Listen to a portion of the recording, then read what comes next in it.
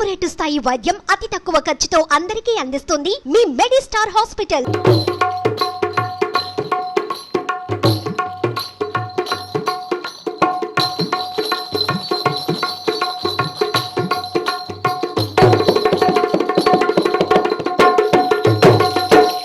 ప్రస్తుతం మనతో పాటు ఉన్నారు ప్రజా యుద్ధ నౌక. దశాబ్దాల పాటు ప్రజా పోరాటంలోనే తన జీవితాన్ని గడిపిన గద్దర్ గారు. ఆయనతో మాట్లాడదాం. ఆయన జీవిత విశేషాలతో పాటు రాజకీయ విశేషాలను తెలుసుకుందాం. నమస్తే అండి. ఎలా ఉన్నారు అని అడగచ్చా? బాగున్నానని చెప్పవచ్చా? రైట్ సార్, బాగా చెప్పారు ఆన్సర్. ఉద్యమమే ఊపిరిగా బ్రతికినటువంటి మీరు ఈరోజు కంప్లీట్గా డిఫరెంట్గా, అంటే దానికి దూరంగా ఉన్నారు. ఎప్పుడన్నా బాధ అనిపిస్తుందా ఆ విషయంలో? అసలు ఉద్యమం అంటే దానికి ఒక డెఫినేషన్ ఉంటుంది కదా. ఉద్యమం అంటే ఏంది? పాలియని తల్లి పాప పసిపాపల తిరుగుబాటు ఏడుపుతోటి వేటకాడు పేల్చిన తుపాకీ తూటకు గాయపడ్డ పులి అది డాక్టర్ దగ్గర పోదు. ఆ గాయాన్ని మాల్చుకోవడానికి అది ఒక రహస్య ప్రాంతంలోకి వెళ్ళి ఆ గాయం మానే వరకు అక్కడ ఉపవాసం ఉంటుంది. ఇదేం ఉద్యమం? గడ్డి వేయకుండా లేదా తిండి పెట్టకుండా గాడిద మీద బరువు వేసినా కొద్దది వంగి వంగి వంగి 2 కాళ్ళు వెనక పెట్టి ఒక లాతు కొడుతుంది. అదేం ఉద్యమం? ఉద్యమం అంటే గద్దర్ అనేటటువంటి ఉద్యమం పదంలో ఈ అశేషమైన పీడిత ప్రజలు, పీడించబడేవాడు, వాడికి అన్నం పుట్టించి అన్నం లేనివాడు, వాడు ఉద్యమించమని చెప్పడానికి ఉద్యమాల్లోకి వచ్చాను. కాబట్టి ఆ సమస్య పరిష్కరించబడలేదు. నా ఉద్యమం అనేక రూపాలలో అది ఉండనే ఉన్నది. ఒరిసెల్లు అడిగినాయి నీరు దాపెరైతేడాని, పత్తిసేలు అడిగినాయి నెత్తురు జల్లరైతేడాని, అవి పట్టుకొని ఏడుస్తున్నాయో ఎందుకో ఏమో గాని, అవి పొర్లి దొర్లి ఏడుస్తున్నాయో ఎందుకో ఏమో గాని, అవి ఎర్ర మంటలై ఎగిసరో ఎందుకో ఏమో గాని, అవి అమరుల స్వప్నాలైనయో ఒరిసేలు అడిగినాయి మీరు దాపెరైతేడాని. ఆ భూమిని తొలుసుకొని వచ్చిన మొక్క వరిసేలై అవి వనగండ్ల వాళ్ళకు రాలిపోయి నీళ్ళల్లో ఇప్పుడు మునిగిపోయి అవి మొలకలై మొలిసినాయి. అట్లా నేను ఈ సమాజాన్ని మార్చడానికి ఒక కవి, ఒక కళాకారుడిగా, ఒక కమ్యూనికేట్ చేయడానికి అజ్ఞాతవాసంలో ఉండేటటువంటి ఒక నక్సలైట్ ఉద్యమాన్ని, ఆ నక్సల్బరి విత్తనాన్ని ఆ ప్రజలలో తీసుకొని పోయి భూమిలో వేసుకుపోవడానికి ఒక పాత్ర నిర్వహించాను. అది అనేక రూపాంతరాలు చెందుతుంది కూడా. రూపాంతరాలు చెందకుండా ఏది ఉండదు. ప్రతిదీ మారుతుంది. మార్పులో అభివృద్ధి ఉండాలి, అభివృద్ధి ఉంటుంది. అందుగురించి ఉద్యమం అనేది నేను చెప్పింది ప్రజల్ని, వాళ్ళని జ్ఞానం చేయాలి. అవసరం వచ్చినప్పుడు వాళ్ళని సాయుధుల్ని చేయాలి. ఆ పదం వాడుతున్న అవసరం వచ్చినప్పుడు. అదే సాయుధులు 24 గంటలు ఎవరు పట్టుకోరు. వాళ్ళని సాయుధులు చేయాలి. ఉద్యమంలో నడవాలి. విముక్తి ప్రాంతాలని చేయాలి. ఆ విముక్తి ప్రాంతాల ద్వారా ఈ టోటల్ దోపిడిని రూపుమాపాలి. దునియాకా దుష్మనే అమెరికా, జపాన్, జర్మనీ, రష్యా, ఆ చైనా. అంటే ఈ ప్రపంచానికి ఓ శత్రువు ఉన్నాడని చెప్పా చిన్న పాటలో. ప్రపంచ శత్రువు వీళ్ళు. ఉన్కే దల్లాల్ హై టాటా, బిర్లా, అంబానీ, ఆదాని. ఈ ప్రపంచాన్ని దోసుకునే శక్తులకు ఒక దల్లాళ్ళు ఉన్నారు. ఈ కాంప్రడార్ బూర్జువాజీ అంటారు. ఉన్కే చెంచే హై దేశ్ కే నేత. ఆ కాంప్రడార్ బూర్జువాలు ఎన్నుకున్నటువంటి దేశ నేతలు ఉన్నారు. ఉన్కే గులాం హై గాంవ్ కే జాలిం, భూస్వాములు వీళ్ళు గులాంగాళ్ళు. ఏ చోరోं से चारों से लड़ना है, जागो जागो रे जागो रे जागो जागो మేలుకో అని వాళ్ళు మేలుకొల్పు అనేక రూపాల్లో చేస్తున్నాను. కాబట్టి ఉద్యమ క్రమంలో అక్కడ ఆయుధం పట్టుకొని పోరాడిన నేను, పాట పట్టుకొని పోరాడిన నేను, స్వయంగా సాయుధునై 6 తుపాకీ గుండ్లు కొట్టుకున్న నేను, నెత్తురు మడుగులో మునిగిన నేను ఈరోజు పాలకుని ప్రశ్నిస్తూనే ఉన్నాను. ఈ పాలకుని ప్రశ్నించడమే నా ఉద్యమం. ఒక కవి, కళాకారుడుగా నేను అనుకునేది ఏంటంటే అనేక ఒడిదుడుకుల మధ్య పాలకుని ప్రశ్నిస్తూనే ఉన్నాను. కాబట్టి 77 సంవత్సరాల వయసులో ఇప్పుడు నా ప్లేస్మెంట్ ఎక్కడ ప్రజల్లోనే ఉన్నది. అదే ప్రజా ఉద్యమం. ఇంకొక పర్సనల్ క్వశ్చన్ అడుగుతాను చూడండి. Yes. మిమ్మల్ని. ఇంతకు ముందు బట్టలు వేసుకునేవాళ్ళు కాదు మీరు, పంచతోటి ఉండేవాళ్ళు. నేను చాలాసార్లు చూశాను, అవును. మీ స్పీచెస్ లో చూశాను, బయట చూశాను. ఇప్పుడు డిఫరెంట్ గా షర్టు ప్యాంటు అలా కొంచెం డిఫరెంట్ గా కనిపిస్తున్నారు. ఎందుకు ఇలా? డ్రెస్ అనేది కూడా అమ్మ, చిన్నప్పుడు ఊర్లలో లంగా ఓని కట్టుకునేది, తర్వాత చీర కట్టుకుంటుంది. అది మారుతుంది. ఇప్పుడు ఇక్కడ నేను నా యొక్క కోడ్ ఏంటంటే చిన్నప్పటి నుండి జనరల్గానే మీలానే ఉండేవాడిని. కానీ ఎప్పుడైతే ఒగ్గు కథ రూపం వచ్చిందో అది ఒగ్గు కథ డ్రెస్. ఏ ఊరు నీది ఏ పల్లె మీదో సిందారి నా బిడ్డలార్, ఎన్నడు రానొల్లు ఎందుకొచ్చిందో సిందారి నా బిడ్డలార్, ఎడ్డి జరముతోని ఏమి పని ఉందో. అప్పుడు ఆ డ్రెస్ వేసుకొని ఆడుతున్నప్పుడు మనం గోసింతవరకే కట్టుకోవాలి. అది పీఠముడి కట్టుకుంటాం, అంటే కింద స్టేజ్ కింద స్త్రీలు ప్రజలు అందరూ ఉంటారు. అందుకే ఆ ధోతిని ఇలా పలికి ఆ పీఠముడి పైకి కట్టేవాళ్ళం. కొన్ని రోజుల దాకా గొంగడి వేసుకునేవాడిని ఇక్కడ. ఆ గొంగడి ఇట్లా రాస్తూ ఉంటే రక్తం వచ్చింది. ఆ గొంగడి తీసేసాం. దాని తర్వాత చెద్దర వేసుకున్నాం నల్లది. దాని తర్వాత షర్ట్ వేసుకునే వాళ్ళం, షర్ట్ తీసేసినాం. దాని తర్వాత కాళ్ళ గజ్జలు కట్టుకున్నాం, నెత్తికి రుమాలు కట్టేది. కడితే ఇంతవరకు ఫేస్ కనిపిస్తుంది కాబట్టి దాన్ని చిన్నగా చేశాం. సో అనేక మార్పుల రూపమే గద్దర్ రూపం. అది ఒక సాంస్కృతిక జానపద రూపమైంది. ఇప్పుడు అనేక మార్పుల వలన ఇప్పుడు ప్రతి దగ్గరికి బయట అలానే తిరిగేవాడిని నేను. ఇది సివిల్ డ్రెస్ అంటారు, అది ఒరిజినల్ డ్రెస్. కాబట్టి డ్రెస్సు ఏదైనా భావ వ్యక్తీకరణలో అదే భావాన్ని ప్రదర్శిస్తున్నాం. కాబట్టి ఇలా మార్పు చెందడం. రేపు నేను ప్రజల్లోకి వెళ్ళే ముందు, నినగాక మొన్న ఒక ఫిలింలో యాక్ట్ చేసే ముందు అదే డ్రెస్లో ఉంటాయి. ఓకే. అది విశాఖ స్టీల్ ప్లాంట్ను ప్రైవేటైజేషన్ చేయొద్దని ఫిలింలో యాక్ట్ చేశాను నినగాక మొన్న. అప్పుడు అదే డ్రెస్లో ఉండి పర్ఫార్మెన్స్ ఇస్తేందుకు అచ్చంపేటకి అట్లనే వెళ్ళాను. రేపు కూడా రేపు ఎన్నికలు వచ్చే పీరియడ్లో మొత్తం అదే డ్రెస్లో ఉంటాను. నాగేటి మానులమ్మ ఏ ఊరు, ఇది ట్యూన్. ఇది ఒగ్గు కథ ఫేమస్ ట్యూన్, నేను రాసిన పాట. ఏ ఊరు మీది ఏ పల్లె మీదో, అది అమరవీరుల గురించి. మార్టియర్స్ అయిపోయారు. ఫస్ట్ మార్టియర్స్ ఎన్కౌంటర్ జరిగింది, అది భార్గవ కమిషన్ పెట్టారు, ఎమర్జెన్సీలో జరిగింది. వాళ్ళు నలుగురు మీద రాసినటువంటి కథ. అట్లా రూపాంతరం చెందేది. నిజంగానే గద్దర్ అట్లా ఉంటేనే అదొక మీరు అన్నట్టు అదొక రూపం. వాళ్ళు డ్రీమ్ చేసుకుంటారు అట్లా, మా గద్దర్ ఇట్లా ఉంటాడు. Absolutely correct. 77 ఏళ్ల వయసులో ఇంత యాక్టివ్గా ఉన్నారు. ఏం తింటారు మీరు? మీరు సిగం వచ్చిన వాళ్ళని చూసినావమ్మా ఎప్పుడన్నా? వాడు సిగం వచ్చిందనుకో, లేకపోతే గావు పట్టేటోని చూడు, మేకను కొరికేస్తాడు.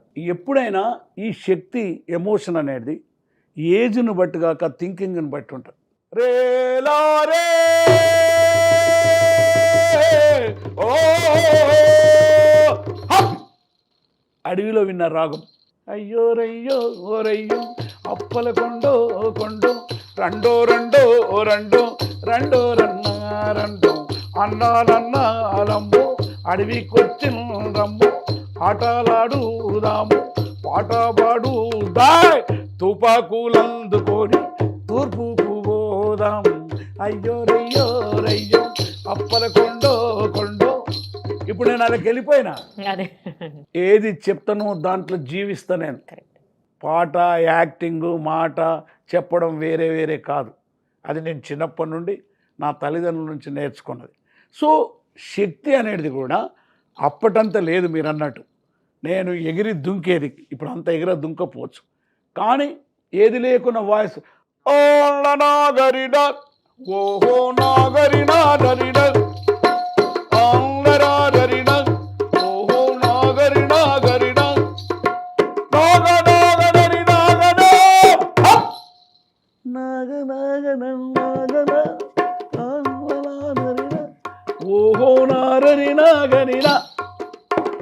సూపర్. అసలు ఎన్ని వేల పాటలు రాసి ఉంటారు సార్ మీరు? అమ్మ, నేను పాట కోసం పాట ఎప్పుడు రాయ. నేను ఇప్పుడు నీ ముక్కు మీద పాట పాడమంటే రాస్తా. నా ముక్కు వంకరుంది, నీ ముక్కు నిటారుగుంది, ఏ ముక్కు అయితే ఏమి వచ్చేది శీముడే అని రాస్తా. దాని పర్పస్ అది ఆక్సిజన్ పీల్చడము, గాలిని పీల్చడము. కిర్రు కర్రు చెప్పును జమ్మ, ఈ మనిషి కాళ్ళకు మెత్తనైనా పరుపునో జమ్మ, నా తల్లిదండ్రి మాది గొల్లమ్మ, ఆ ఊరు చివరల ఉత్సలు మేలుంటరో జమ్మ. జానపదులు, కవులు, కళాకారులు, ఈవెన్ భక్తియుగం వచ్చిన తర్వాత కూడా అంకితమై ప్రజల కోసం పనిచేసేవాడికి ఏదో ఒక బాణిని ఎన్నుకుంటాడు. ఆ బాణిని అల్లుకుంటూ పోతుంటాడు, తీగలు నల్లినట్టు అల్లుతాడు. ప్రత్యేకంగా ఒక ఫిలిం అనుకో, దానికి ఒక స్క్రిప్ట్ ఉంటుంది, దానికి ఒక పద్ధతి ఉంటుంది, దానికి ఒక నొటేషన్ ఉంటుంది, వాళ్ళు రాస్తారు. ఇక్కడ ప్రజలది గొంతే వాళ్ళకు నొటేషన్. అందమైన బంగుళాల ఉన్నదొక్క సందమామ, దాని పేరే లాట్రీనమ్మో. అది చూసినప్పుడు నేను అలా మనసులో అనుకుంటా, ఓహో, రాజు అయినా మంత్రి అయినా పసిపిల్లోడైనా సోడైనా నీ ఒడిలో అందరూ నేను పసిబిడ్డాలే. That is my imagination. అందుకే మీకు మొదటనే చెప్పాను, ఒక లాబొరేటరీ దగ్గర పోయినప్పుడు నువ్వు ఎంత గొప్పదానివి, ఈ అందమైన బంగులలో ఉండేటటువంటి ఒక, మళ్ళీ అక్కడనే తిరువాడు చెప్తా మీరు ఉద్యమం గురించి. నాయన్న పొద్దు పొద్దున వచ్చి నా ముద్దు ముఖము గడిగేటోడు, యాసిడ్ వేసి నన్ను శుభ్రంగా చేసేటోడు, సర్ఫ్ వేసి సబ్బు వేసి ముఖమంతా చూసేటోడు, ఎందుకో ఈరోజు మెహతరన్న రాలేదు, జ్వరం వచ్చిందా అని అడ్వాన్సు అడిగితే వస్తే రమ్మన్నాడంట, లేకుంటే పొమ్మండంట, అలిగిన అన్నగాడు చూడనీకి రాలేదు, నేను సముద్రమై పొంగినానమ్మో మా యమ్మలాల, నువ్వు నన్ను కడిగేటోనికి అడ్వాన్స్ అడిగి తీయలేదు, నేను సముద్రమై పొంగుతా. అప్పుడు దొర అప్పుడు గుర్తుకొచ్చిండట, చక్కనైన బొమ్మ మా ఇంటిలున్నదమ్మ, అది చక్కనైన బొమ్మ మా ఇంటిలున్నదమ్మ, దాని పేరమ్మ సీపురు గట్టనమ్మ, చక్కనైన బొమ్మ అది ఇంటిలున్నదమ్మ, దాని ముక్కు చూడమ్ము ముత్యాల పుడుకనమ్మ, దాని ఛాయ చూడమ్ము బంగారు ఛాయనమ్మ, దాని నడుము చూడమ్ము నాగంచు నడుమమ్మ, వయస్సులోనగాది ఇల్లంతా ఆడుతాది, ముసలితనములోన బాత్రూము గడుగుతాది, సచ్చే ముందు భోగి మంటగై వెలుగునిస్తదమ్మ, అది చక్కనైన బొమ్మ మా ఇంటిలున్నదమ్మ, అది చక్కనైన బొమ్మ.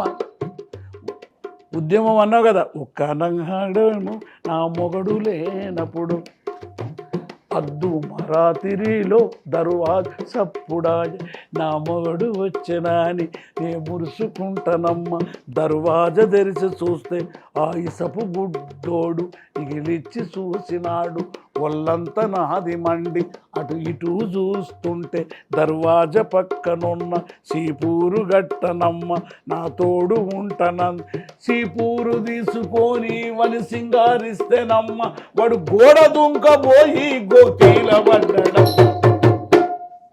సూపర్ అండి. అసలు మరుగుదొడ్డి మీద అంత మంచి పాట రాయగలిగారు, ఒక చీపురు కట్ట మీద అంత మంచిగా గీతాన్ని ఆలపించగలిగారు. అమ్మో బాబోయ్, అంటే దానిని ఉద్యమం దిక్కు నడిపించినా లేదా? Yes yes correct. ఎక్కడి నుంచి ఎక్కడికి వెళ్ళా మళ్ళీ అక్కడికే ఉద్యమం దగ్గరికి. దట్స్ వాట్ నీ ప్రశ్న కదే. ఎస్ మేడం, నేను అక్కడి నుండి మనకు ఒక దిశ, మనకు ఒక లక్ష్యం ఉంటే తప్పకుండా డ్రైవర్ ఎన్నో తోవలు తిరగవచ్చు. వాడికి ఇప్పుడు తూర్పు పోవాలన్నప్పుడు తూర్పుకు పోతాడు, దాని మార్గాలన్నీ మారినా కానీ. సో అందుగురించి వీటన్నిటిలో నేను ఇప్పుడు దొరను గిరను ఏమనలే. ఇప్పుడు ఆ సామాజికమైన ఉద్యమాల నుంచి మనం ప్రజలు తీసుకొని వచ్చాం కాబట్టి ఏది చూసినప్పుడు దాని మీద పాటలు అల్లడం, అట్లా వేల పాటలు రాశాను. ఒకటి కాదు, కొన్ని పాటలే ఇప్పుడు బతికున్నాయి. ఎన్ని వేల పాటలు రాసి ఉంటారండి? రాసి ఉన్నాం, రోజు ఒక పాట. పాటలు అనేది ఇప్పుడు నేనేం చెప్పాను అంటే 1,00,000 దాకా వెళ్ళిపోయినాయేమో నాకు డౌట్ ఉంది. అట్లా నేను అంత ఎగ్జాగ్రేషన్ చెప్పాము. కొన్ని వేలలు ఉంటాయి కానీ కొన్ని వందలల్లో మిగిలి ఉన్నాయి. దాంట్లో ఈ మధ్య ఒక 10 పుస్తకాలలో ప్రింట్ చేస్తున్నాం. ఓకే, అది నేను రాసిన పాటల పుస్తకాలు. ఇప్పుడు మా పాటలు అందరి పాటలు లెక్క కాదు కదా, మా సినిమా పాటలు. పొద్దుగలనే వస్తాడు మా దోస్తు, మా మామ, అయ్యా పాట రాసినవట దొర మీద, జర రమ్మంటుడు పోలీస్ స్టేషన్ కానీ. తుపాకులాకెదురు నడవరా అన్నయ్య తూటాల మాలదొడుగరా, అన్నయ్య తూటాల మాలదొడుగరా. వీరుని మరణము కాదు వృధా జన్నటికి, తప్పని చావు కొరకు భయపడకు బొమ్మాటికి. వీరుని మరణము కాదు వృధా జన్నటికి, తప్పని చావు కొరకు భయపడకు. నక్సల్ బరి జయిస్తుందిరా అన్నయ్య, నీ త్యాగం ఫలిస్తుందిరా. సో అలా రాయబడ్డ వేలాది పాటలు, ప్రజల మీద స్త్రీల మీద రాయబడ్డటువంటి పాటలు. అంత దూరం ఎందుకు, మొగడు పెండ్ల మీద పాట రాస్తా మొగడు నాకు టెలిఫోన్ చేసిండు. తెచ్చి పెడితే తిని కూసుంటవు, తిన్నది అరిగక పంట వంటవు బావో మొగడో. ఒక ప్రశ్న అడుగుత చెప్పుతావ బావ, పొద్దు పొద్దునలేసి బాసన్లు దోమినాను, పొద్దు పొద్దునలేసి బాసన్లు దోమినాను. కడిగేది కడిగినాను, ఊడ్చేది ఊడ్చినాను. బాతురు మూల ఉంటే సబ్బు టవ్వాలు అయితే, టేబుల్ మీదకొస్తే ఇడ్లీ ఓడంగైతే, సూటేసుకోగానే కాళ్ళకు బూటునైతే, పిల్లలకు కనబడకుండా పిలిచి ముద్దు పెడితే, గేటు కాడికి వచ్చి టాటా టాటా చెప్తే. ఇప్పుడు చెప్పు, తోముడికెంత, కడుగుడికెంత, హాయికెంత, చాయ్కెంత, ముద్దుకెంత, మురిపముకెంత, అంతా కలిపి ఎంత ఇస్తావురా మొగడో. కోకుంటాడా మా మొగ, నా పెళ్ళానికి నాకు పంచాయతీ పెట్టామని అంటాడు. సో సమాజంలో జరుగుతున్నటువంటి ప్రతిదాన్ని మనం ప్రశ్నించినప్పుడు, అది ఉద్యమ రూపమైనప్పుడు, అది భౌతిక శక్తి అయినప్పుడు పాలకుడు ఊపుకోడు. సో అట్లా రాయబడ్డ పాటలు నీకు వందల వేల సంఖ్యలోనే అప్పటిదప్పుడే రాసేసినాం, అప్పుడప్పుడే పోయినాయి కొన్ని పాటలు ఉన్నాయి. అందుగురించే నేను మొన్న కరోనా వచ్చినప్పుడు వాటిని గుర్తు చేసుకున్నాను. నాగా సగనాగారం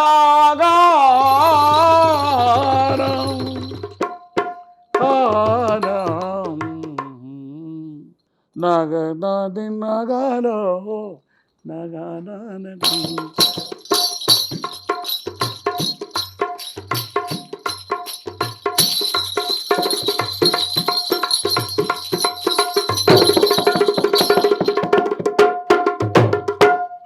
మూగపోయిన గొంతులో రాగమెవరు తీసెదరు, ఆ జీరపోయిన గొంతులో జీవమెవరు పోసెదరు. ఆ జానపదం ఆ జానపదం జీవకణంలో జీవాక్షరాలెవరో, మూగపోయిన గొంతులో రాగమెవరు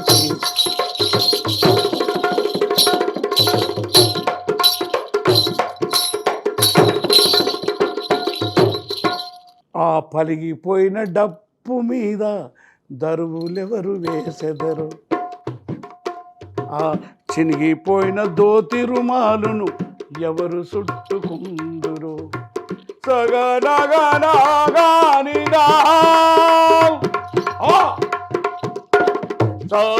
సగనిగానిగా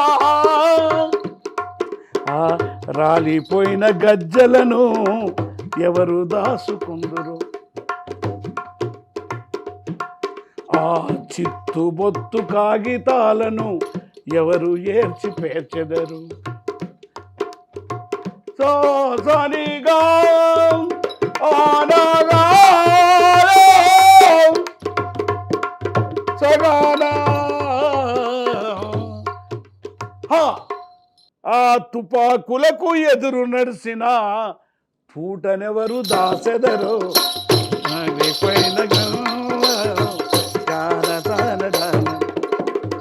మూగపోయిన గొంతులో రాగమెవరు తీసెదరు, జీరపోయిన గొంతులో జీవమెవరు పోసెదరు.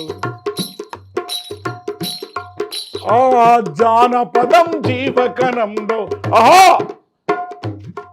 ఆ జానపదం జీవకణంలో జీవాక్షరాలెవరో. అలా అది కరోనా వచ్చినప్పుడు మా స్నేహితుడు ఆయన చనిపోయే పరిస్థితిలో నేను పోతే వాడు నువ్వు కూడా చనిపోతా అన్నప్పుడు అంటే మీరు పాట అడిగిరు కదా అప్పుడు ఓహో ఇప్పుడు ఇవన్నీ ఎవరు దాచిపెడతాడు ఆ తుపాకులకు ఎదురు నడిచిన తూటను ఎవరు దాచిపెడతారు అని అడిగా. అది ఇంకా దాచుకొని ఉంది కదా. అవును మీ దగ్గరే ఉంది. సో అందు గురించి సిస్టర్ ఇప్పుడు మనం చెప్పేది మేడం ఏంటంటే సాహిత్యము పాటల కోసమే రాస్తే అది బాగానే ఉంటాయి. ఇప్పుడు పిల్లలు మస్తు రాస్తారు నువ్వంటే ఎంతో ఇష్టం నేనంటే అంత ఇష్టమా కాదా అంటాడు. అరే అది ఆమె ఇష్టమై నువ్వంటే ఎంతో ఇష్టము నీ రైటు నేనంటే నీకు అంత ఇష్టమా కాదని నువ్వు ఫోర్స్ చేయదు అది ఆమె ఇష్టం. సో ఈ పాటలు ఇలాంటి పాటలు చాలా వస్తాయి. అవి కాలాన్ని బట్టి కదిలిస్తాయి నవ్విస్తాయి ఏడిపిస్తాయి కానీ అవి ఉద్యమ రూపం తీసుకోలేవు. అట్లయితే పాటలు రాష్ట్ర వాళ్ళందరూ మీద ఎందుకు కేసులు లేవు? అవును కదా. అందరినీ జైలు ఎందుకు పెట్టలే? అందరి మీద నాలుక తుపాకు గుండెలు ఎందుకు పెట్టలే? అంతకుముందు ఇప్పుడు నేను కదులుతూ ఉంటే 24 గంటలు ఎందుకు నిఘా ఉంది? అది భౌతిక శక్తిగా మారాలి. ఒక పాట రాయడం చాలా గొప్పయే. నేను ఆ కవులనే నేను అనడం లేదు. ఆ చిన్న లవ్ పాటలు రాసినా కూడా చాలా గొప్ప కవులే. కానీ అవి భౌతిక శక్తిగా మారదు. సమాజాన్ని మార్చాలనుకున్నప్పుడు వేమన్న, పోతన్న, అనమాచార్యుడు, భక్త రామదాస్, జాషువా ఇలా అనేక మంది, నేను మొదటివాని కాదు చివరివాని కాదు, వీళ్ళందరూ అప్పటిదప్పుడే పాటలు అల్లుకున్నారు. అప్పుడప్పుడే ఈ తాంబూర వాయించారు. అప్పుడప్పుడే ప్రజల్లోకి వెళ్ళారు. వాళ్ళు రాజును రాజ్యాన్ని ప్రశ్నించారు. ఆ కోవలోకి నేను వస్తా. దొరేందిరో దొర పీకుడేందిరో అన్న. దొర ఊకుంటాడా? ఎన్ని కేసులు ఉంటాయి మీ మీద? 100లో ఉంటాయండి. అమ్మ కేసులు ఎన్ని ఉన్నాయో కానీ చెప్పలేము కానీ ఒక సీరియస్ 32 కేసులు ఉంటాయి. 32. ఓకే. సీరియస్ కేసులు ఏంటంటే డెత్ పనిష్మెంట్ కూడా ఇవ్వచ్చు. వీడు అదే నేను కాదు మా చరిత్రలో చాలామంది కవులు కళాకారుల కాలు ఉంటాయి. అలాంటి కేసులు ఎన్నో ఉన్నాయి. ఈ 10 ఏళ్లలో చాలా కేసులు వచ్చాయి. ఈ 10 ఏళ్ళు ఇంకా పెరిగాయి. అట్లనే లేటెస్ట్గా మాత్రం బెంగళూరులో ఒక కేసు నడుస్తుంది. బెంగళూరులో కూడా? బెంగళూరులో ఆ కేసు ఏంది అబిట్మెంట్ అండ్ ఇన్స్టిగేషన్ అంటారు. ఓహో. అంటే నువ్వు పాట పాడి నువ్వు ఇన్స్టిగేషన్ చేస్తే ఏదో స్టేషన్ వేలిపోయిందని. అట్లా అనేక కేసులు నడుస్తూనే ఉన్నాయి. ఆ కేసులు తిరుగుతూనే ఉన్నాం. ఇప్పటికి నేను ఇప్పుడు యాంటిసిపేటర్ బెయిల్లో ఉన్నా. నా మొత్తం జీవితంలో కనీసం 2-3 సంవత్సరాలు నా పిల్లలతో నా భార్యతో గడిపిండొచ్చు. Only few years. మిక్కిన జీవితం అంతా ప్రజల్లో జీవించా, ప్రజలతో పాడుతూనే ఉన్నా. మీ వైఫ్ కానీ పిల్లలు కానీ బాధపడిన సందర్భం ఉంటుందా సార్ ఈ విషయంలో? పిల్లమైనందుకు బాధపడదా? ఆమె నిశ్శబ్ద విప్లవం నా జీవితం అంతా నాతో ఉన్నది. తుపాకులు కాలుస్తున్నప్పుడు వాని గల్ల పట్టుకొని కొట్లాడింది. ఫస్ట్ షాట్ 13 ఇంచులు వెళ్ళింది ఇక్కడికి. 2వ షాట్ ఇక్కడ చేతిలో కొట్టారు. 3వ షాట్ ఇక్కడ కిడ్నీ నుండి పోయింది. 4వ షాట్ ఇక్కడ నుండి వెళ్ళింది. 5వ షాట్ ఇప్పుడు ఉన్నది. అప్పుడు మా నెత్తురు మడుగులో పడిపోయాను. ఆమె ఒడిలో ఎత్తుకున్నది. అదేవిధంగా నా కొడుకు నా మొదటి కొడుకు సూర్యం ఆడు అట్లనే వచ్చేసి అతను ఒక ఆటోలో వేసుకొని ఆటోలో తీసుకొని ఎత్తుకొని పోయాడు. నా కూతురు వెన్నెల ఆ కారును 1 కిలోమీటర్ దూరం వెంబడించింది. సో అందు గురించే అది అనుభవించినప్పుడు కండ్ల ముంగట పాట పాడి ఒక పాటని కాల్చి ఆ నెత్తురు మడుగులో పడేసిపోయినప్పుడు వాళ్ళ దుఃఖము బాధ ఉన్నారు. అంతేకాదు తిరుగుబాటు కూడా చేశారు సైమల్టేనియస్గా. సరే, ఇది ఒక బాధాకరమైన ఇన్సిడెంట్ చెప్పారు. కొంచెం సేపు సరదాగా మాట్లాడుకుందాం. మీకు లవ్ స్టోరీలు ఉన్నాయా? లవ్ స్టోరీయా? అమ్మా నేను ప్రపంచాన్ని ప్రేమిస్తాను. ఆ లవ్ స్టోరీలు కాదు. మీరు జనాన్ని ప్రేమిస్తారు, అది నాకు కూడా తెలుసు. ఆ లవ్ స్టోరీ కాదు. అమ్మాయిలు వెంటబడిన సందర్భాలు కానీ అమ్మాయిలు మీ వెంటబడిన సందర్భాలు కానీ ఏజ్లో ఉన్నప్పుడు. అమ్మా ఇప్పుడు చూడండి, అమ్మాయిలు వెంటబడము మనది అది ప్రకృతి సూత్రం, దాన్ని ఎవడు కాదనలేదు. కాబట్టి చిన్నప్పటి నుండి మనం సాంస్కృతిక ఉద్యమాలలో ఉన్నప్పుడు మాకు ఒక క్రమశిక్షణ ఉంది. దిస్ ఈజ్ ఫ్లాగ్, బుద్ధి ఉంది. ఈ జెండా పట్టుకున్నప్పుడు కట్టినప్పుడు స్త్రీ వెనుక డబ్బు వెనుక పరిగెత్తేవాడు ప్రగతి పొందడు. అది నా తల్లిదండ్రులు ఇచ్చిన జెండా. ఈ బుద్ధిస్ట్ సూత్రం ఇది, ఏ పంచశీల. కాబట్టి చిన్నప్పటి నుండి ఆ విషయంలో స్ట్రిక్ట్ తల్లిదండ్రులు. ఇది పట్టుకున్నప్పుడు బుద్ధిస్ట్ ప్రకారంగా ఎవడు ఆడదాని వెనుక ఉరుకుతాడు వాడు అభివృద్ధి పొందడు అనేది. అట్లా అని మాకు చాలామంది మర్దన్లు ఉండ్రి, చాలామంది 100,000 మంది గర్ల్ ఫ్రెండ్స్ ఉండ్రి, చాలామంది స్నేహితులు ఉన్నారు, అందరు ఉన్నారు. కానీ వాళ్ళ వెనక పరిగెత్తలే. నేను నా ఉద్యమం, నా చదువు పట్లనే ఉన్నాను. ఎందుకంటే మా తండ్రి, మా తల్లి అంబేద్కర్ వారసులు. ఆయన రాసిపెట్టాడు గోడ మీద, జ్ఞానం ఒక్కటే మిగిలిపోను. అట్లా మేము బతికిన వాళ్ళం. కాబట్టి ఇప్పటికి కూడా ఆ క్రమశిక్షణని అలా కొనసాగిస్తున్నాం. అట్లా అని ఆ ప్రేమ ఉన్న వాళ్ళను, ప్రేమించే వాళ్ళను, అది ప్రకృతి సూత్రం, దాన్ని నేను కాదనను. అది వాళ్ళకు వదిలిపెట్టేస్తాం. మీరు ఉద్యమంలో ఉన్నప్పుడు కావచ్చు, లేకపోతే ఇప్పుడు కూడా కావచ్చు, మిమ్మల్ని చూసి ఇన్స్పైర్ అయ్యి మీ మీద ప్రేమతో, ఇష్టంతో అనేక వందల మంది, వేల మంది ఈ ఉద్యమాల్లోకి వచ్చినటువంటి వాళ్ళు ఉన్నారు. అలాంటి వాళ్ళు చాలామంది చనిపోయారు. అనారోగ్య కారణాలు కావచ్చు, లేకపోతే కొంతమంది కొన్ని పోలీసు ఇన్సిడెంట్స్లో, ఎన్కౌంటర్స్ ఇలాంటి వాటిల్లో కూడా కావచ్చు. ఇలా చనిపోయిన వాళ్ళ ఫ్యామిలీస్ ఎప్పుడైనా మీరు కలవడం కానీ, లేకపోతే వాళ్ళ గురించి మీరు ఆలోచించినప్పుడు, అరే ఇంతమంది నా వల్లే కదా జీవితాన్ని కోల్పోయారనే బాధ కానీ మీకు ఎప్పుడైనా కలుగుతుంటుందా? చాలా మంచి ప్రశ్న. ఎవరో ప్రేరేపిస్తానో, పాట పాడతానో, వాళ్ళు విప్లవంలోకి వచ్చి యుద్ధం చేసి అనవసరంగా ప్రాణం ఇయ్యారు. ఒక సిద్ధాంతమైన కన్విక్షన్ ఉంటేనే చేస్తారు. ఏదైతే నువ్వు అన్నటువంటి నక్సల్బరీ ఉద్యమంలోకి వచ్చిన వాళ్ళు యాక్సిడెంటల్గా ఒకళ్ళిద్దరు రావచ్చు, కానీ మెజారిటీ పీపుల్ సిద్ధాంతంతో యాక్సెప్టెన్స్ వస్తుంది. ఇప్పుడు నేను ఇంజనీరింగ్ చదువుతూ ఉద్యమంలో వచ్చినప్పుడు ఆ ఉద్యమం అప్పుడే విజయవంతం కాదని తెలుసు. ఆ ఉద్యమం పోతే జైలుకి పోతానని తెలుసు. ఆ ఉద్యమంలో పోతే నన్ను చంపేస్తారని తెలుసు. అయినా పోయినా. That is commitment and involvement. ఒకవేళ అలాంటి కమిట్మెంట్, ఇన్వాల్వ్మెంట్ లేకపోతే 4-5 స్టార్ట్ అయిన నక్సల్బరీ ఉద్యమం ఈరోజు ఒక సైన్యం ఎట్లా ఏర్పడ్డది అడవిలో. కాబట్టి మీరు అన్న దాంట్లో ఉన్నది. మనం పాడడము, చేయడం ఎమోషనల్ వలన, ఆ ఎమోషన్ తీసుకొని వచ్చిన వాళ్ళ గురించి, వాళ్ళు చనిపోతే మీ యొక్క రియాక్షన్ ఏంటి? చాలా గొప్ప పాటలు రాశాను కదమ్మా. నిన్నగాక మొన్న ఆయన నాకంటే జూనియర్, చిన్నవాడు. నేను 69-70 వచ్చిన, ఆయన 75 వచ్చాడు. అతను మహాసేనాధిపతి అయ్యాడు, అమరుడైపోయాడు. వందనాలు వందనాలు రో మా బిడ్డలు, మీకు వందనాలు వందనాలు రో మా కూనలు, ఇంటి ముంగటి పెరడులోన మక్కసేలై మేము పుడుతాం, ఒంటి కాలు మీద నిలిచి కొడుకు నిమ్మని తపం పడుతాం, మీరు మొక్కజొన్న కంకులవుతారా మా బిడ్డలు, మా సంకలల్లో కూనలవుతారా మా కూనలు, వద్దురా వద్దుర బిడ్డ తొరలతోని యుద్ధమొద్దని, నెత్తి నోరు కొట్టుకున్న ఎంత చెప్పిన వినకపోతిరి, మొండివారు దండివారు శమలు నిండిన గుండెవారు, ఎత్తిన ఆ ఎర్ర జెండను ప్రాణముండగా ఇడవలేదు, మీ సుత్తె కొడవలి జెండలిస్తారా మా బిడ్డలు, మేము ఎత్తుకుంటే మురిసిపోతారా మా కూనలు, మీకు వందనాలు. అలా రాశారు కొన్ని వందల పాటలు. ఇప్పుడు ఏదైతే నిన్న పేపర్లు వచ్చిందని మీరు చెప్పింది ఉన్నారు కదా, కటకం సుదర్శన్, ఒక సింగరేణి కార్మికుని బిడ్డ. ఇంద్రవెల్లి ఫైరింగ్లో జరిగినప్పుడు నన్ను ఒక డోలకిష్ను బతికించి తీసుకొని పోయినటువంటి వీరుడు. అతను 81లో సిరివంచ దళ కమాండర్ ఉండగా ఆ దళంలో ఒక ఆయన పెద్ది శంకర్ అయిన మొట్టమొదట దండకారణ్యంలో రక్తం దారపోశాడు. ఇప్పుడు తల్లి అన్నారు కదా, ఆ తల్లి ఏమంటుందో పాట రాశాం.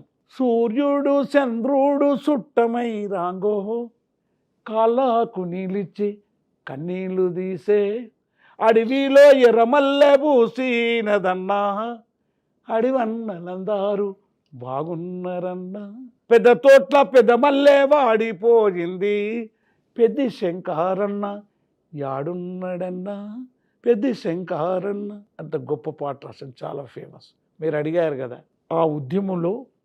అందుకే నిజంగానే రాష్ట్రం, స్టేట్, మిలిటరీ కమాండర్లు, అమెరికా, సిఐఏ, ఇక్కడున్న మొత్తం సిఐడీలు, డిపార్ట్మెంట్లు చాలామంది మీద ఏం ఎలిగేషన్ పెడుతుండ్రు? You are mentally armed.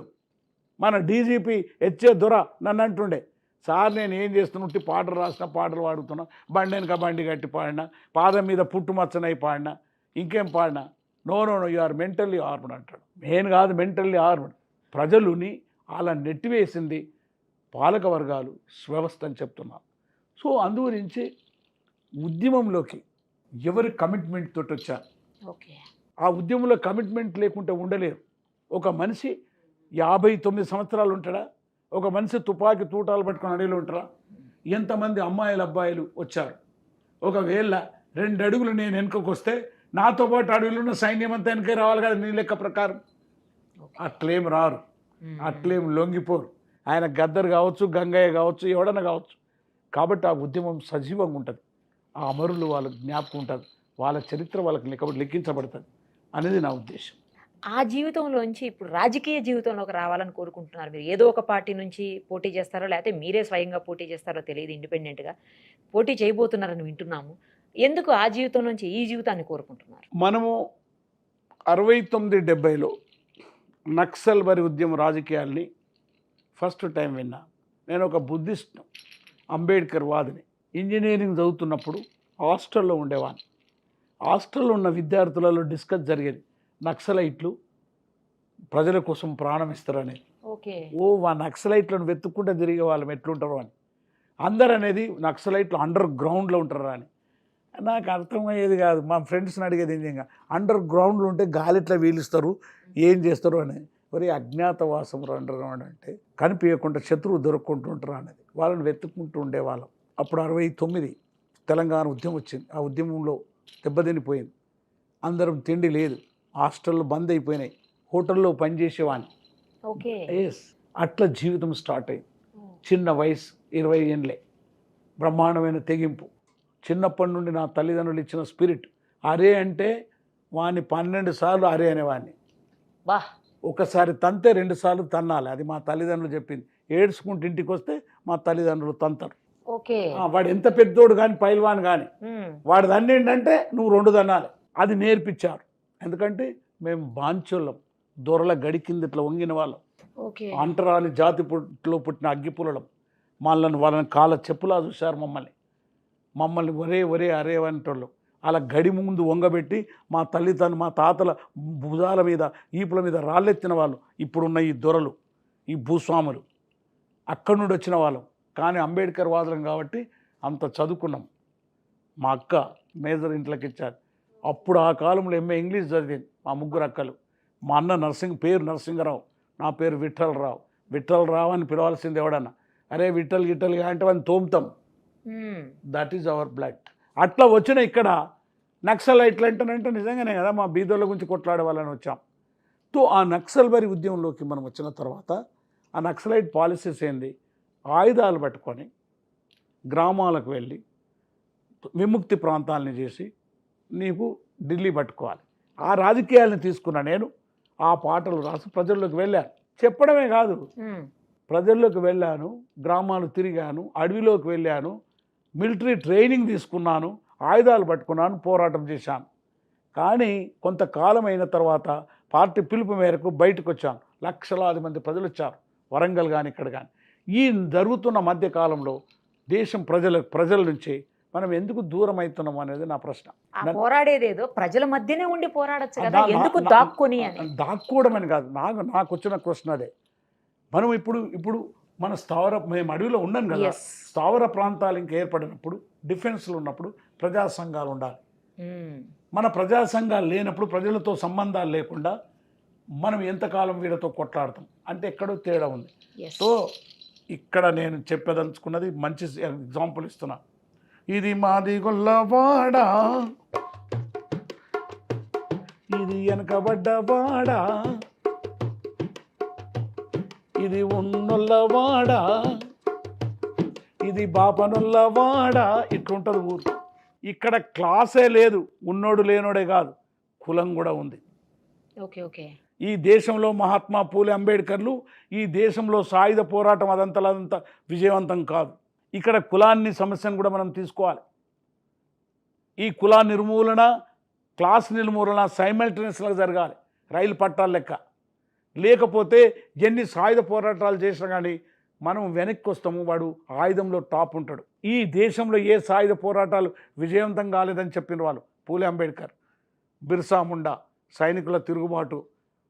So ఇక్కడ కూడా ఆ సిద్ధాంతానికి వచ్చినప్పుడు నేను పార్టీలో డిస్కషన్ పెట్టి ఈ డిఫరెన్స్ ఆఫ్ ఒపీనియన్ తోటి నేను ఈ భారత రాజ్యాంగాన్ని చేతిలో పట్టుకొని బయటికి వచ్చాను.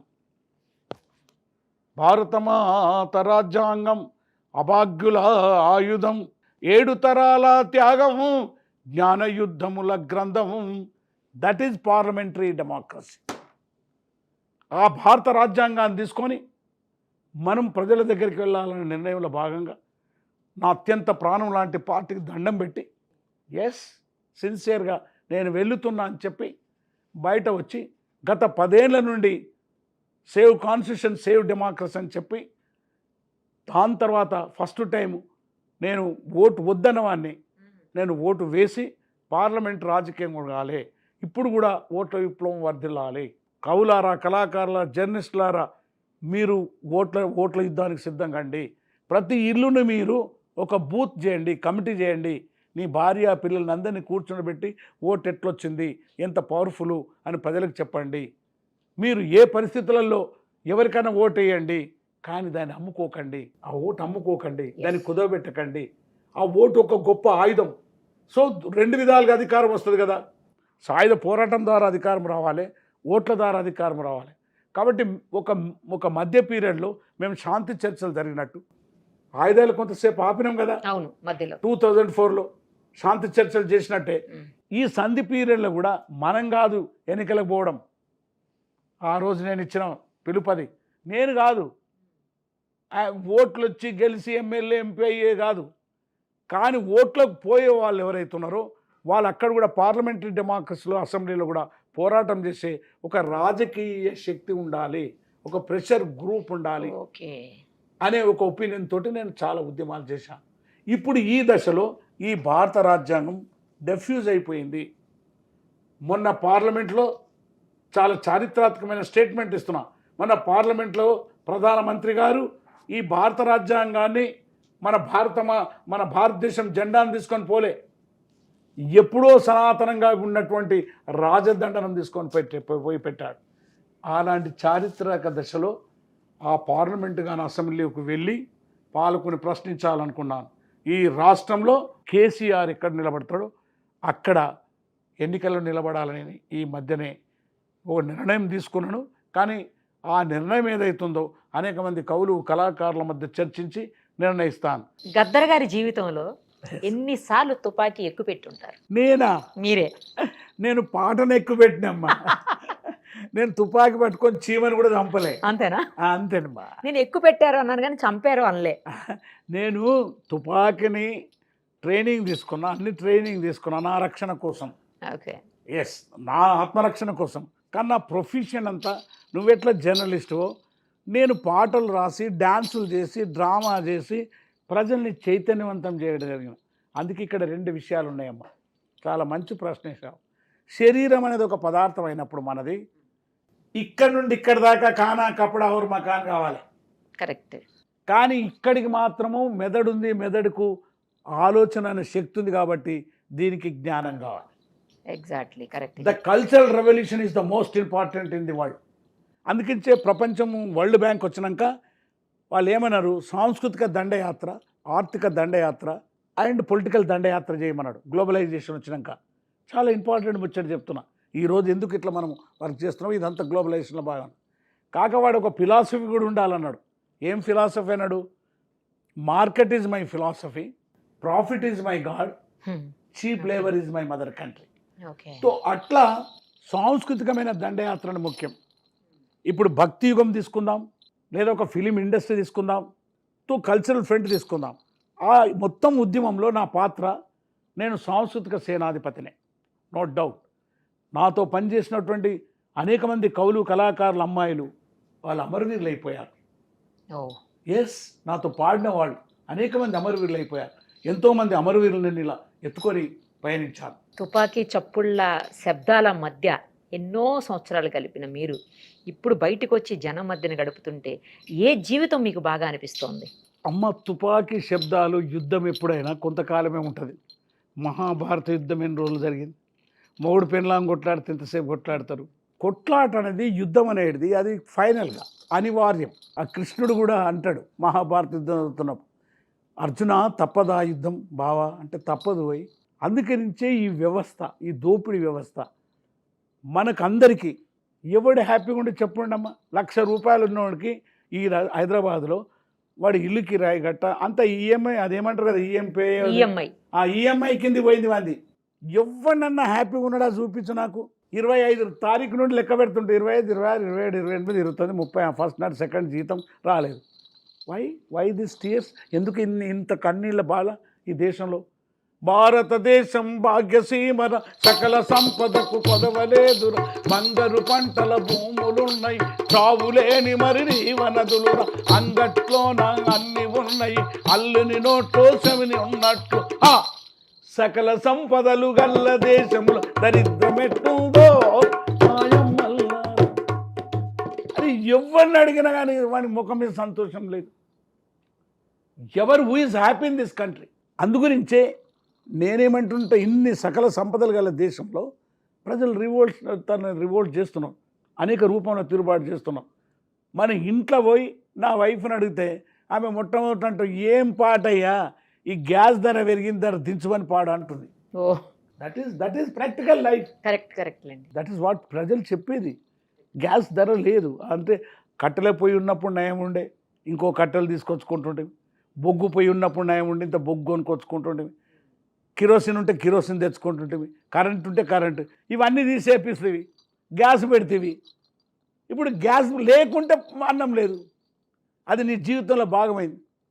గ్యాస్ ఎట్లనో అట్లనే స్మార్ట్ ఫోను అని పెన్లాం లేకున్నా సరే అది చౌకాడ పెట్టుకుంటాడు.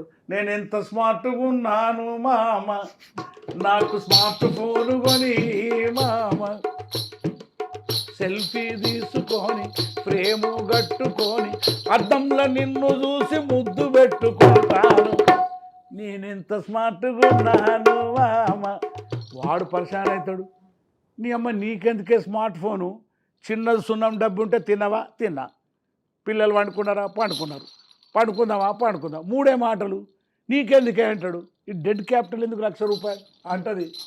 బటను వత్తగానే మటన్ ఇంటికి వస్తుందట, ఆన్లైనులోన లైను కలుపుకోవచ్చట, మిడ్ నైట్ షో చూసి గుడ్ నైట్ అరవచ్చు, ఎంత పాటుగా నేనెంత పాటుగా ఉన్నాను మామ. అప్పుడు అంటాడు అప్పుషానైనా అదే, అప్పటిదాకా నీకు కోడి పెట్టగొనిస్తా, గుడ్డుకు గుడ్డ అవుతుంది, పిల్లకు పిల్ల అవుతుంది, ముళ్ళకు ముళ్ళు అవుతుంది, అప్పు తీరంగానే తప్పక కొనిస్తాడు. ఎప్పుడు అడిగినా అప్పు గప్పు అంటావు, స్మార్ట్ ఫోన్ లేకుంటే నిద్ర ఎట్లా పట్టుతుంది, నువ్వు లేకున్నా కానీ స్మార్ట్ ఫోన్ కావాలి. అసలు సూపర్ రాశారు సార్ మీరు. అప్పుడు వాడంటున్నట కోట్లాది శ్రమజీవుల రక్త సిమటల స్మార్ట్ నిధి జ్ఞాననిధి. ఇది అట్లా ఊరికే కాలేదు.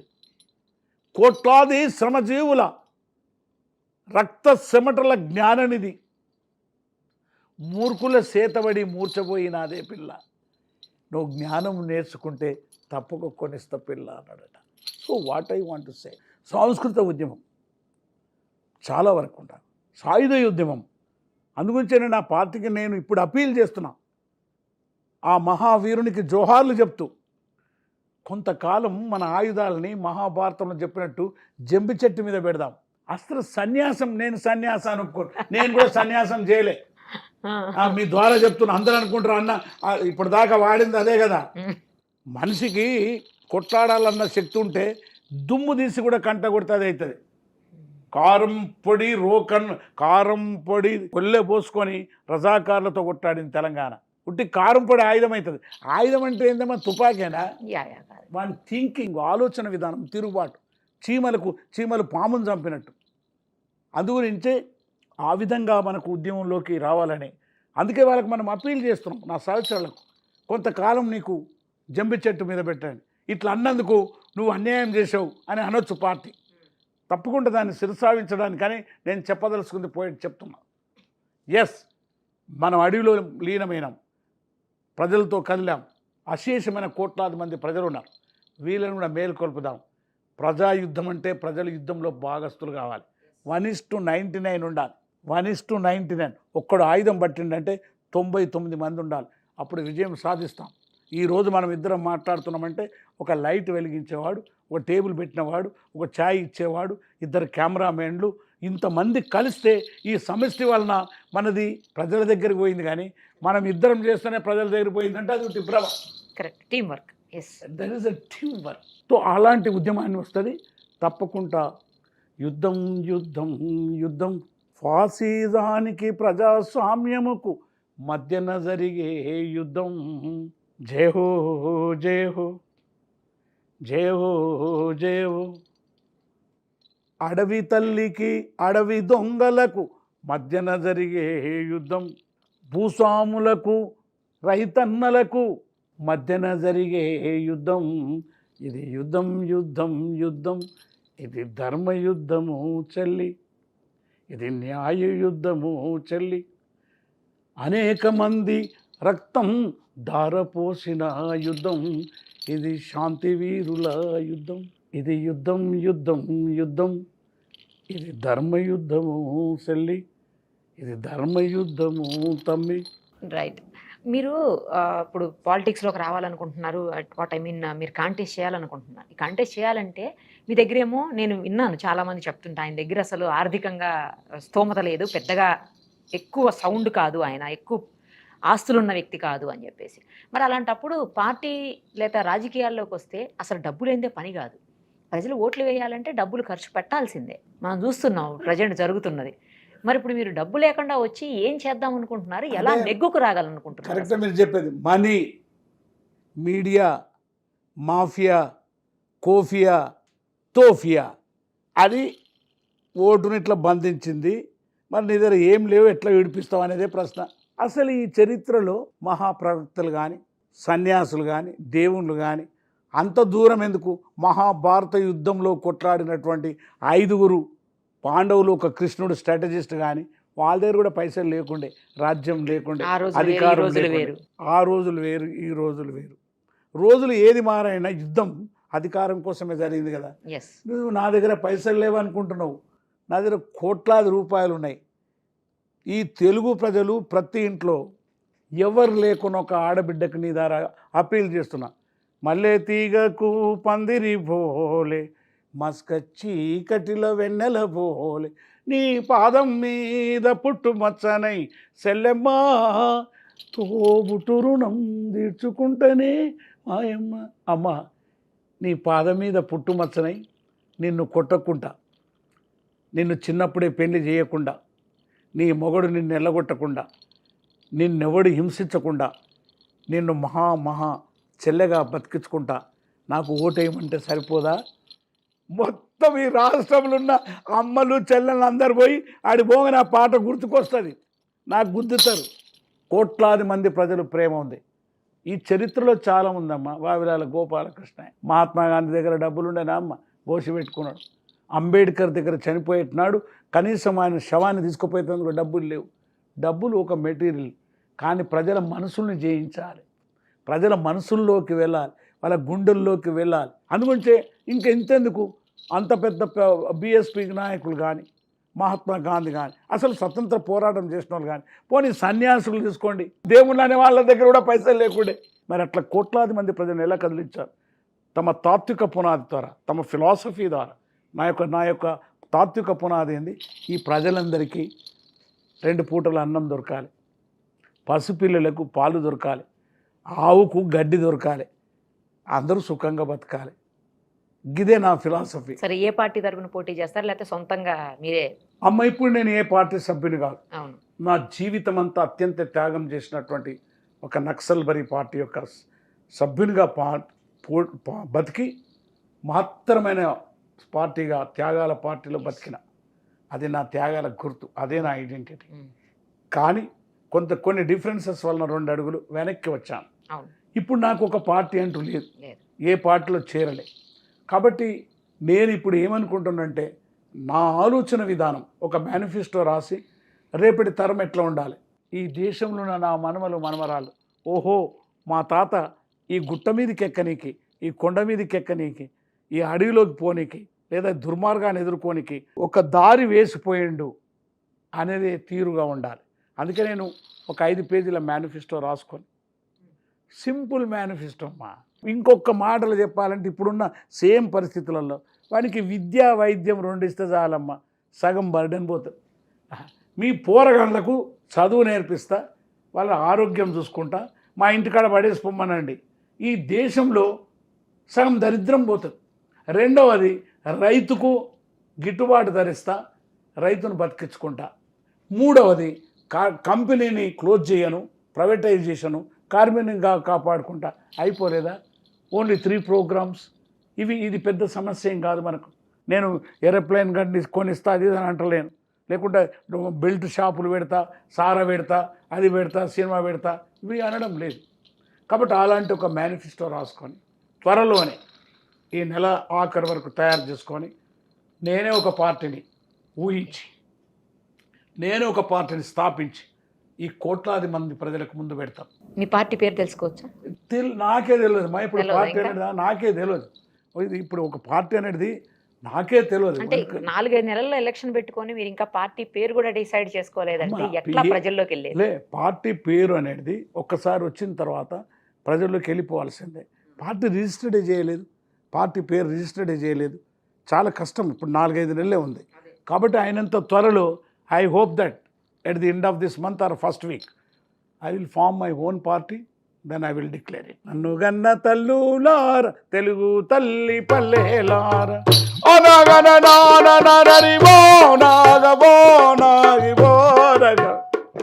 నీ పాటనై వస్తున్నానమ్మో మాయమాలార, నీ పాదాలకు వందనాలమ్మో మాయమాలార.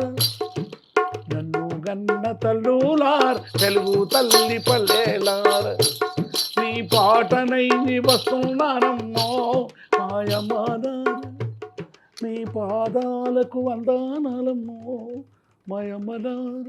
థ్యాంక్ యూ సో మచ్ అండి.